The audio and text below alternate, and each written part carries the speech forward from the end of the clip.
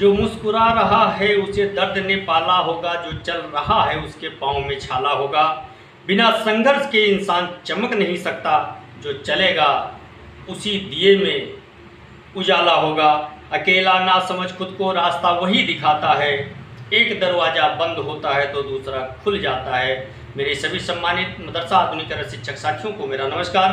मैं पंकज मिश्रा, मदरसा आधुनिक शिक्षक। दोस्तों, जैसा कि आप जानते हैं कि मदरसा आधुनिकरण शिक्षकों की समस्या इस समय काफ़ी गंभीर विषय बना हुआ है और लोग अपने अपने स्तर से इसको और गंभीर बनाने का जो षड्यंत्र है उससे बाज नहीं आ रहे।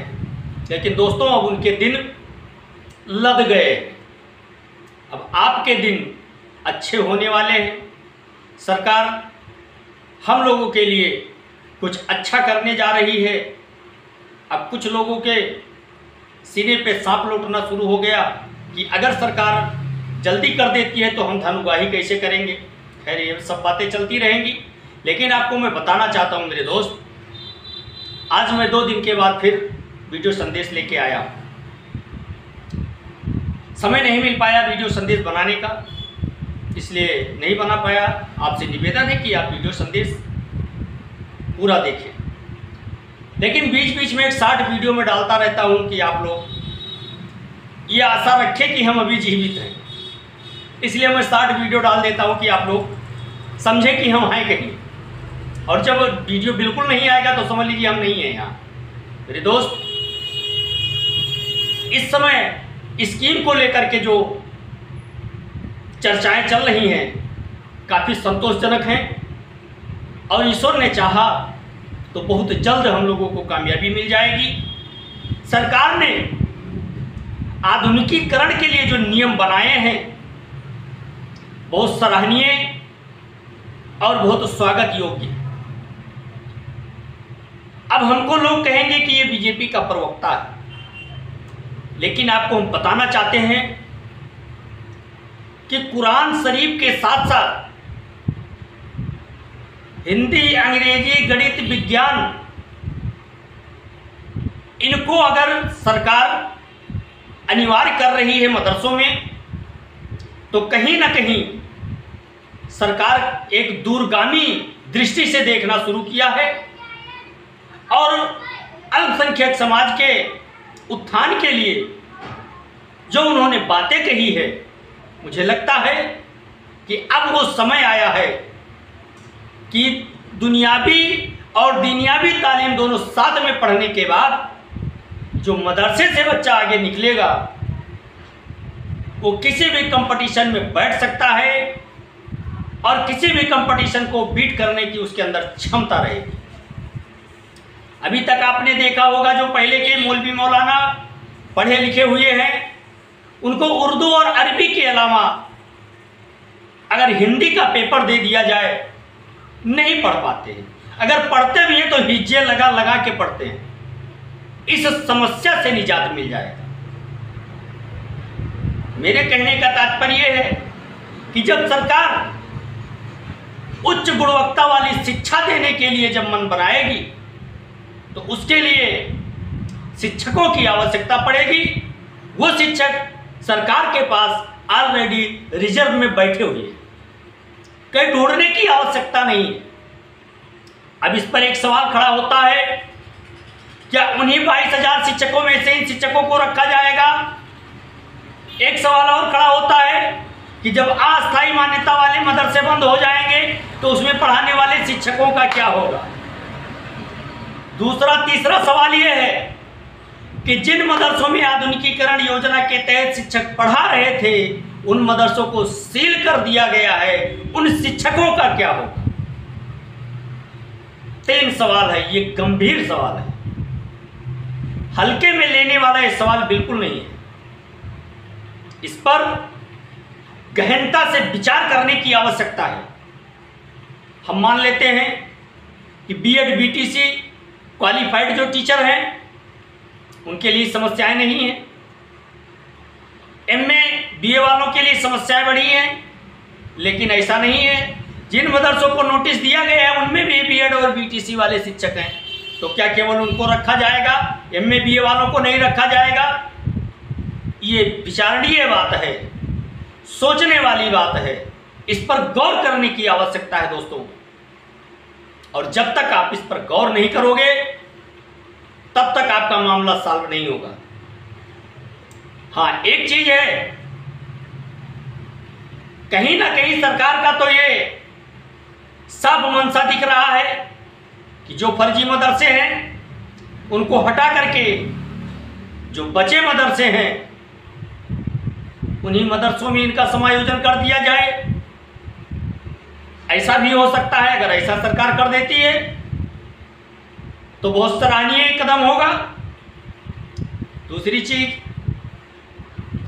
जो अस्थायी मान्यता वाले मदरसे सील हो गए हैं, कुछ मदरसों को नोटिस दिया गया है, क्या वो मदरसे दोबारा चलने के योग्य हैं, चलेंगे या नहीं चलेंगे, सबसे बड़ा सवाल ये है। इस पर कुछ शिक्षक साथियों का फोन आया कि हमारा मैनेजर कह रहा है कि हम बिल्डिंग नहीं बनवा पाएंगे। सही कह रहा है, उसके पास अगर बजट नहीं होगा तो बिल्डिंग कैसे बनाएगा। लेकिन एक सवाल है, क्या वो मदरसा या स्कूल नहीं चलाना चाहेंगे? अगर आगे चलाने की उनकी इच्छा है तो आपको फ्री में 3 टीचर मिल रहे हैं, 30,000 रुपया महीना आपका बच रहा है, और इस 30,000 रुपये महीने में थोड़ा सा अपना पैसा लगा करके आप बिल्डिंग का मानक पूरा कर सकते हैं मेरे दोस्त। और मानक पूरा करने के बाद अस्थाई मान्यता होने से आपको कोई रोक नहीं सकता है। और जब आपका अस्थाई मान्यता हो जाएगा तो आपके ऊपर जो बार बार अंगुली उठती है ना, वो उठना बंद हो जाएगा मेरे दोस्त। इसलिए उन सभी मदरसा संचालकों से भी मेरा निवेदन है कि अगर उनका बजट न बनता हो तो अपने इलाके में चंदा करके मानक को पूरा करें। मानक पूरा करने के बाद अस्थाई मान्यता लें, और अस्थाई मान्यता ले करके बच्चों के भविष्य को संवारने का काम करें। इसका ऊपर वाला फल जरूर देता है दोस्तों। अगर आप कोई नेक काम करते हैं तो ऊपर वाला हमेशा आपके साथ रहता है। इसलिए मेरे दोस्त, कुछ सरकार करे कुछ आप करें, दोनों मिल करके कई परिवारों को आप बचा सकते हैं। एक तो जो मदरसा आधुनिकीकरण शिक्षक परिवार भूखों मर रहा है उसको भी बचाया जा सकता है। एक उन विद्यार्थियों को आप बचा सकते हैं जो किसी और स्कूलों में दाखिला कराने योग्य नहीं है, उनके पास पैसे नहीं है, कॉपी किताब के पैसे नहीं है, फीस देने के पैसे नहीं है, ड्रेस जूता मोजा खरीदने के पैसे नहीं हैं, उनका भी फल आपको मिलेगा। लेकिन एक सवाल ये खड़ा होता है कि क्या सभी मदरसा संचालक इस पर तैयार होंगे? तैयार होना चाहिए। और जो ये स्कीम चलने जा रही है मेरे दोस्त, सबसे पहले वरीयता उन आधुनिकीकरण शिक्षकों को दिया जाएगा जो पिछले कई सालों से बिना पैसे के अपने मदरसे में अध्यापन कार्य करते आ रहे हैं। इसलिए मेरे दोस्त, आप लोगों को घबराने की आवश्यकता नहीं है, परेशान होने की आवश्यकता नहीं है। बहुत जल्द ही जो मुख्यमंत्री महोदय जी ने एक कमेटी गठित की थी, उसकी रिपोर्ट 1 सप्ताह में लगभग दाखिल कर दी जाएगी। और वो रिपोर्ट दाखिल होते ही आधुनिकीकरण शिक्षकों के दिन बहुरने वाले हैं, क्योंकि बिना आधुनिकीकरण शिक्षक के आधुनिकीकरण शिक्षा नहीं दी जा सकती है। सरकार ने पहले ही नई भर्तियों पर रोक लगा दी है। अब लोग कह रहे हैं कि ये एडेड मदरसा वालों के लिए है। बिल्कुल एडेड मदरसा वालों के लिए है। एडेड मदरसा वालों ने नई भर्तियों की मांग की थी कि आधुनिकीकरण के लिए नई भर्ती निकाला जाए जिससे वो लूट घसोट और कर सके। लेकिन सरकार ने उनकी भी जांच बैठा करके बहुत अच्छा कार्य किया है, स्वागत योग्य कार्य किया है। इससे मदरसा आधुनिकीकरण शिक्षक बहुत खुश होंगे। लेकिन वो खुश नहीं होंगे जो चमचागिरी करते होंगे, जो भावनात्मक दृष्टि से इसको देखेंगे, जो धर्म के नाम से जोड़ेंगे, वो खुश कदापि नहीं हो सकते हैं। और वो जरूर खुश होंगे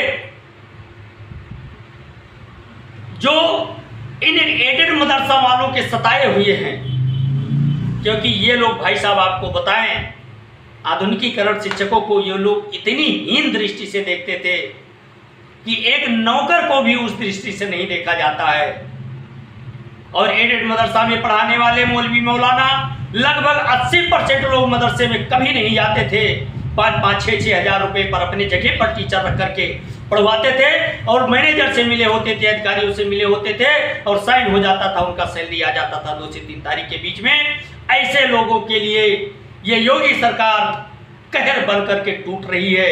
उनका हड़बड़ाहट देखने में इस समय मजा आ रहा आधुनिकीकरण शिक्षकों को भी, क्योंकि नंगा क्या नहाएगा क्या निचोड़ेगा साहब, हम तो पहले से नंगे हैं, क्या नहाएं क्या निचोड़े।